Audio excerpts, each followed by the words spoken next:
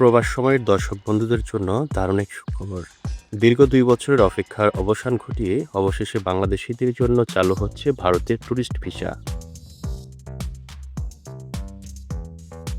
তবে সব কেন্দ্রে নয়, স্বল্প পরিসরে মাত্র ৫টি কেন্দ্রে চালু হচ্ছে। কোন কোন কেন্দ্রে ভিসা পাবেন বিস্তারিত জানতে সম্পূর্ণ ভিডিওটি দেখুন। চলুন শুরু করা যাক। আগামী ২৮শে জুন থেকে আপনারা ভারতের ট্যুরিস্ট ভিসার জন্য আবেদন করতে পারবেন।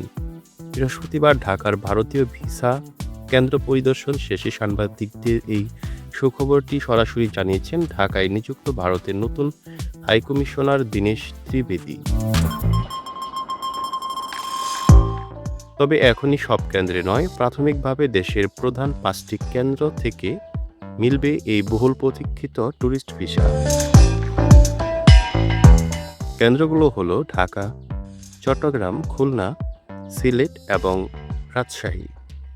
তাহলে আর দেরি কেন? ভারতের কোন সুন্দর জায়গাটাতে আপনি সবার আগে ঘুরতে যেতে চান? কমেন্ট করে এখনই আমাদের জানিয়ে দিন। দেশ বিদেশের এমন গুরুত্বপূর্ণ খবরাখবর এবং প্রবাসীদের সব আপডেট সবার আগে পেতে প্রবাস সময়ের সাথেই থাকুন। ধন্যবাদ।